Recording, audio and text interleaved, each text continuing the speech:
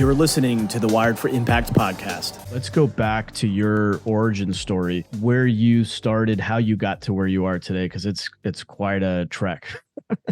Yeah, so my story has all sorts of darkness. I really didn't see much light until about 24 years old. I'm 30 now. There was a significant moment in my life that changed the course of everything, right? Something that a child should never go through. I was actually molested in my church at 7 years old.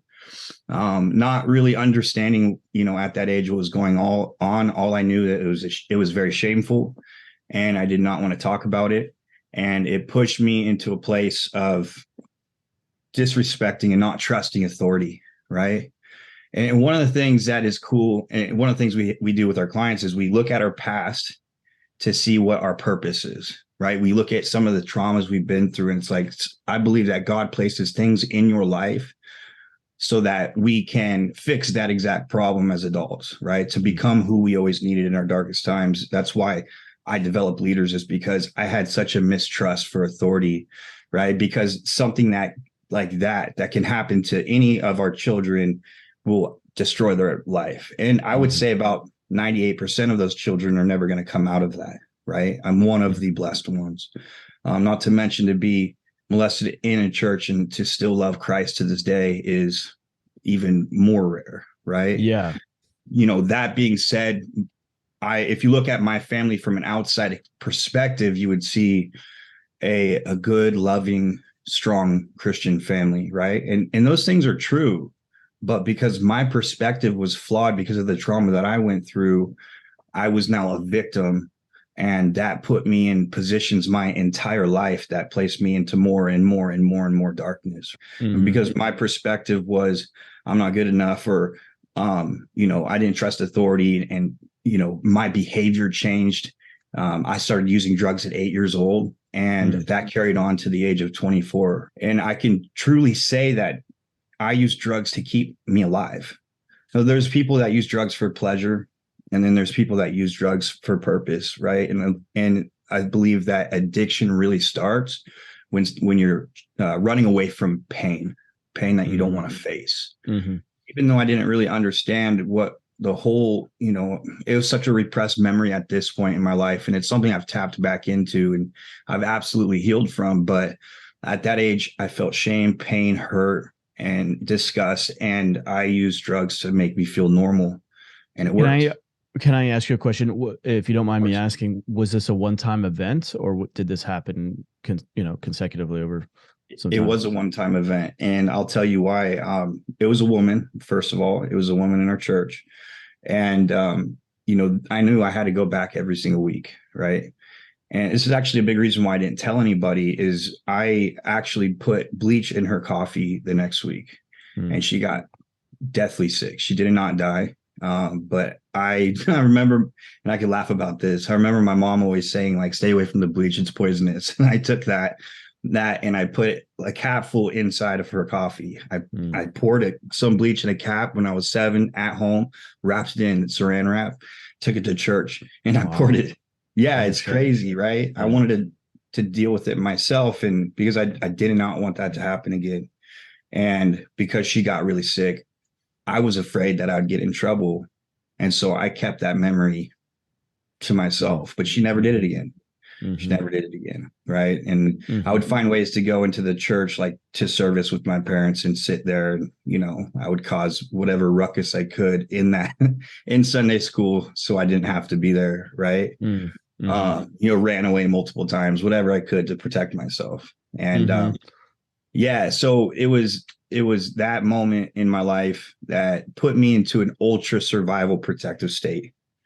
And I would think that would completely invert your whole family is focused on Christianity as a foundation, and yet that idea was manipulated and perverted in such a way, in your experience, that it became the very thing that you wanted to rebel against. I would imagine that would create a little bit of conflict in your family. Yeah, it did. Yeah. What was that like? How did your family, did they know? When did they find out? They didn't find out till the beginning of last year, actually, is the first time I came out with it. Wow. On a podcast, actually, the first time I ever talked about it. was on a podcast. I didn't even tell my wife. I was like, you know what? It's time. It was like God put it on my heart. And you know how many people reached out to me and were like, dude, I've been through this. Like, that's crazy, right? And so many people were relating to it. And they're like, this is the coolest part about this testimony is that now as an adult that owns a Christ-centered business, right? That serves God every day, that loves Christ. I can tell this story because a lot of people, you know, they have walked away from God because of something that happened in the church. Now, it doesn't necessarily need to be like a molestation or anything like that, but there is a lot of judgment. There's a lot of hypocrisy, right, in churches. And we've all probably felt that, judged or whatever. And it's pushed people away from the church, which really pushes people away from God. Mm-hmm. And through this story, I can tell people that my perspective that, dude, I'm gifted. First of all, God gifted me with faith. He gifted me with faith. I feel like I was chosen because most people would not follow Christ after that. Now, I went through much destruction and darkness from that moment to 24 years old. Can I ask you what your low point was? Sorry to derail you, but I want to make sure that people understand sort of how far you've come. So 17 years old, I'm addicted to cocaine. And I'm still living at my parents' house. I've been in multiple fights at school. I was a very isolated drug user, but it was a way for me to keep doing it. Is if I sold it, make me enough money to get enough drugs to keep going. I started getting introduced to certain gangs out here in California that, you know, were pretty heavy into selling cocaine, and I started selling for them. And I got heavily addicted to cocaine. My father found cocaine inside of my backpack, just a little bit. And my father was a Folsom prison guard, actually, for about 30 years. So, you know, he wasn't the kind of guy that was like, here, let's get you help. He's like, get out of my house. He's like, get out of my house from calling the cops. Right. So I got kicked out at 17. I went over to stay with a friend's house. Devils chased me everywhere, man. I went over to stay at a friend's house on his couch. I wake up the next morning and I'm telling him, like, I got to quit doing drugs. Hey, look what it's doing to my life. And I've had these convictions, but every time I tried to quit, like the devil would come in hotter, right? And this is what he does. So my friend pulls out a baggie and he's like, you want a bump? Right after that story. And I'm like, sure, because I'm an addict. And of course I want drugs. And, you know, I take a bump and it burns really bad. And I'm like, this doesn't feel right. And he was like, how long have you been doing methamphetamine? And that was the first time I ever touched crystal methamphetamine. I got really mad. I left. I came over that night and started smoking it. So you thought it was cocaine and okay. I thought it was cocaine. It was methamphetamine. I got mad. I left, and I spent the whole day kind of like feeling it, tweaking out, like deciding I can't do this anymore, but I like this. And then I call them up and I come back that night and I start smoking it. Right. And so I spent a year and a half in heavy addiction of methamphetamine. I started selling methamphetamine because that was my game, right? The evil in methamphetamine is crazy. It's insane. I believe that from the time we're born that we are seeking some type of family. We're seeking some type of identity. We're seeking acknowledgement, understanding, right? And drugs give you that. And addicts give you that, right? You all have a common purpose. You're accepted for who you are. And it's like the family you never had. Well, I got introduced to one of the most notorious prison gangs in California, and I started distributing for them. And I got mixed in heavily with the gang affiliation out here in Sacramento. And man, the amount of evil things I've seen from that drug. I mean, I watched mothers trade their 3-year-old daughters for 20 sacks of methamphetamine. Wow. For an hour, you know what I mean? For sex. Yeah. I've watched kids be trafficked. I've watched people get killed. I've watched, everything known to man. The stuff you would see on a movie, you're like, you know, you wouldn't expect it in real life. I've seen it. I've been there and I did nothing about it. Right. And so through these experiences in my life, chasing a high, looking for my identity, finding family, right? And you know, just trying to figure out where I belong. I got pulled into the most darkest places a man should ever go, right? And it got to a place where the guilt and the shame just weighed so heavily on me that I started using more and more and more. And I got to the point where I was at drug-induced psychosis for months at a time. I was the guy on the side of the road screaming at cars. I was the guy, you see the homeless guy just being weird. That was me. I'd be on the floor with a knife picking white rocks out of the asphalt because I thought they were crystal meth, and I would try to smoke them. I remember having moments where I'd blink and I'd wake up in other cities, and I didn't know what reality was. Like, I was seeing demons. I remember seeing my dad in trees, bro. This crazy stuff, right? Not eating or sleeping for multiple weeks. And the 4% of people that use methamphetamine regularly quit. Only 4%. Mm. Yeah, it is the most addicting drug, and it's the most addicting drug because you can live for a long time on it too. Wow. You just shared a very powerful visual of what it's like to be on it. And this is just my curiosity brain, because you do see people yelling at things or whatever. What is that person actually experiencing? And part of the reason why I ask this is like, is there any reaching that person? Is there any way to? Absolutely not. Yeah.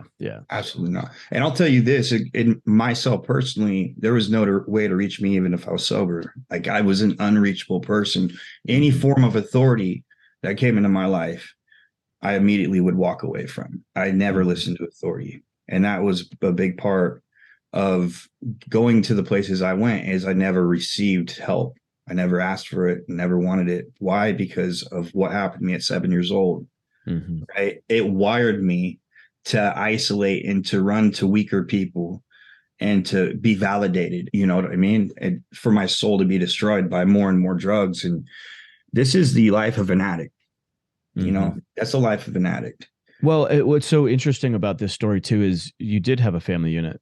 You did have church in your life. You did have some, at least attempts at of a foundation. And yet you also said that you found family in your addict friends. If you don't mind me asking, did you not have that support at home? It sounds like your father was a pretty tough individual. My dad was tough. And my dad grew up without parents. Both his parents were addicts, and they died at a young age. Both killed themselves by the time he was 13. Wow. My dad lived on the streets. My mother's a sweetheart. She grew up in a Catholic family, 6 kids. You know what I mean? Like the good old strong American family. My dad did the best that he could with me. You know what I mean? And even though it wasn't what I would say is good, now I have a great relationship with my father. Is there things I would have done different? Absolutely. My dad having that childhood and being a disciplinarian and me constantly disobeying authority, Constant to conflict. to me, it felt like abuse, right? And this is a non-victim mindset as an adult now. I have a son, and I've healed from these things, right? For a long time, I blamed my dad for everything. It's like, he doesn't understand. He didn't know what happened to me as a kid. I was just acting out, and he was disciplining me. In my perspective, I'm like, he hates me. Everyone hates me. No one loves me. You know what I mean? And we got to realize that, we have to do our best to see out of other people's eyes. Like, we don't always understand what is going through other people's, minds. And sometimes helping isn't always disciplining. You know what I mean? Yeah. And one of the things I do with my son on a daily basis is I make him feel safe enough to tell me how he feels. Yeah. Right. Yeah. Of course, there's discipline where I'm a father. He's my son. I'm going to raise a strong man, but I'm also going to teach him love as well, and empathy, and let him be heard and known, because what I didn't have is a way to express my emotions in a way that didn't drive me into drug addiction. Right. Because every time I felt emotion, I would get high. You're bringing up something that's so powerful for parents to hear, because unwanted behavior by children comes down to that they don't feel seen and heard, and they don't know how to express that because they're young, because they haven't developed the articulation, the self-awareness, etc. And so they act out, and parents come in with hard. I've seen, it's so frustrating. I see fathers come in with such a heavy hand, and I can just see that little boy just getting crushed, but also the anger and resentment building and the pushback, and you just have constant conflict. So I love that example. It's very powerful.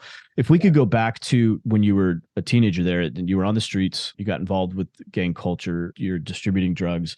You talked about that low point where you got addicted to meth. Let's pick it up from there. So my turning point, and this wasn't the turning point, this is just one, right? I've lost everything in my life 3 times now. So I've had 3 rock bottoms in my life. And the first one wasn't enough. But at the age of 18, almost 19 years old, I got caught with enough controlled substance to put myself in prison for 10 years. And I when I was sitting in my cell in Sac County Jail, waiting on my court date, it was the first time since 8 years old that I was sober. And this is it was very eye-opening because I realized that like this isn't that bad, right? It was like being sober is not that bad. Yeah, it was like this wasn't that bad. Now I was in a cave basically by myself, just in my own thoughts. But it was the first time in my life I've really been sober. I remember starting to have a relationship with God in that cell. And I've had a relationship with God through my childhood, but I wasn't always in obedience with him. I knew God. I loved God. I believed in God, but he wasn't my drug. That was a moment where I had some clarity in my life. And I remember talking to a correctional officer, and he was like, "What are you doing here?" Because I was 18 years old. I was about 125 pounds, sucked up. My eyes were getting sucked in the back of my head. I looked like a tweaker. I was not doing good, unhealthy. And he just looked at me. He's like, "Bro, you're going to get eaten up in here." And I was just like, it clicked. I was like, what am I doing? My dad was a prison guard. My dad literally came to work to, correct people like me. And I became this monster. And it was like a moment, an awakening. And so I decided then I was going to make a change. When I got out of jail, I spent 2 weeks in jail, and I had to go to my trial. So I was in trial for multiple months, and I was slipping sometimes. It wasn't perfect, but I actually won my trial, and I wasn't convicted of anything. And that was a moment that I decided that, look, I got to leave. I packed my bags. I threw my cell phone away. I had about $40, a box of chili, a tarp, and my guitar and my Bible. And I drove up to Truckee, California, and I lived in the forest 10 miles down a dirt road for 4 months. Good God, man. The things that a young single man can live off of, you literally just gave the list. A box of chili, a tent, I'm good, and a guitar. That's all I need. Yeah, that was my detox, right? Wow. And that's when I got off methamphetamine, man. I was writing songs out there. I was reading the Bible every day. Wow. I was, building forts. I was doing all sorts of cool stuff. It was the most transformative process in my life. And I needed that. I needed to get away from my environment. So you set out the intention to detox, right? Yeah. Am I saying that correctly? And really quickly, so when you were in prison and you started that relationship with God, or jail, sorry, was that did you seek that out? Did you just wake up at night and heard a voice? Like, how did you develop that? It was just prayer, man. It was just like, I know God exists. Because in a lot of my trials, I've had moments in my life where I've guns to my head, knives to my throat, and I'm pretty sure I'm gonna die. And I just knew, I always had this feeling like God was there. I always knew that throughout my entire life. And that's that saying, like, God, I will never leave you, I will never forsake you, right? I accepted Jesus at a young age, but just wasn't living in obedience with him. And in my darkest moments like that in the cell, I just knew he was there, and I had somebody to talk to, right? And I just I had faith, and that was enough. Man, I could tell you, like, the love of Jesus, when you haven't felt love your entire life, is the most beautiful thing ever. It changes your heart, right? And my faith just came from just past experience and knowing like there's something else here. I had a little bit of hope. Okay, but you were reaching out through prayer. You had the faith that there was somebody listening. So, okay, so your detox, I want to get to the love of Jesus, because that's what actually compelled me to reach out to you in the Facebook post that I saw. So this is such a fascinating story. I haven't heard the whole story yet, so I'm receiving it for the first time, that our listeners are too. So Go on. You're detoxing with your chili. Yeah, so I ran out of chili, by the way. I had my guitar, I had old guitar strings. I built snares, I caught squirrels, we cooked squirrel, like it was good, bro. And four Sound like a months later, Missourian. yeah, 4 months later, I went into town. I started looking for a job. I got a job as a camp counselor, and then I, got a job at the gym. I wasn't doing drugs anymore. I smoked some weed. I was in Tahoe. You know what I mean? I wasn't fully. Here's the thing: is that my quitting of addiction was my way. It wasn't God's way, right? God's way says to be in fellowship and to have accountability and to repent and have Jesus deliver you from these addictions. For me, it was like just discipline, just don't do it, escape, run away from it. You know what I mean? Which worked quite a bit. But if the rest of my story, you'll see that I always go back. I keep relapsing, right?